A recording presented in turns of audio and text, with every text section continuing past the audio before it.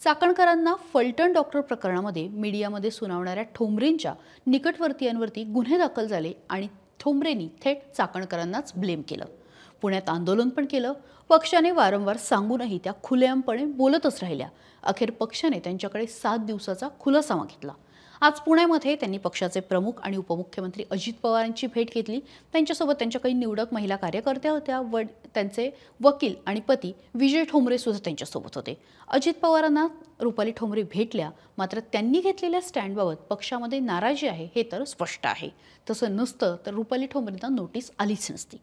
यानंतर झालेल्या भेटीमध्ये रुपाली ठोंबरे यांनी सांगितलं की मला पक्षाची नोटीस नाही तर खुलासा पत्र आलेला आहे। चाकणकर यांच्या बाबतीत माध्यमांवर जे वक्तव्य केलं त्याच्या बाबतीतला खुलासा पक्षाने मला मागितलेला आहे।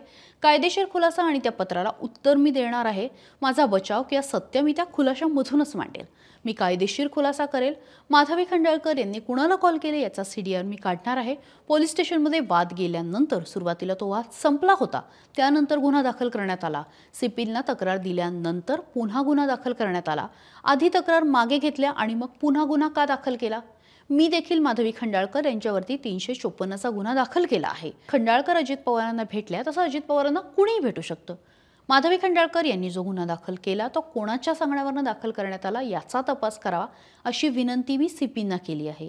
मी त्यांच्या आयोगाच्या अध्यक्षपदाचा राजीनामा मागितलाय। पक्ष आणि आयोग वेगळा आहे असं बोलायला सुद्धा रुपाली चाकणकर कचरल्या नाहीत। याआधी देखील सोशल मीडियावर माझ्या विरोधात पोस्ट केली होती। ती मुलगी देखील रुपाली चाकणकर यांचीच होती, म्हणजे त्यांचीच समर्थक होती। स्नेहल चव्हाण असं त्या मुलीचं नाव होतं। हे सगळे पुरावे मी सुनील तटकरे आणि अजित पवार यांना दिले आहे। माझ्या खुलासा पत्रामध्ये सुद्धा हे देणार आहे। माधवी खंडाळकर या व्हिडिओमध्ये रुपाली चाकणकर यांना फोन लावा असं देखील म्हणत आहेत। अशा पद्धतीची माहिती जी आहे ती आज रुपाली ठोंबरे यांनी माध्यमांशी बोलताना दिली। रुपाली चाकणकर यांचा जर या प्रकरणामध्ये संबंध नव्हता तर त्यांना फोन का लावण्यात आला असा प्रश्न सुद्धा त्यांनी विचारला। आता लक्षात घ्या, माधवी खंडाळकर कोण आहेत की ज्यांनी रुपाली ठोंबरेंच्या नातेवाईकांच्या निकटवर्तीयांच्या विरोधामध्ये मारहाण केल्याची तक्रार जी आहे ती पुण्यामध्ये दिलेली आहे आणि त्याला क्रॉस कंप्लेंट जी आहे ती रुपाली ठोंबरेंच्या नातेवाईकांनी सुद्धा दिलेली आहे।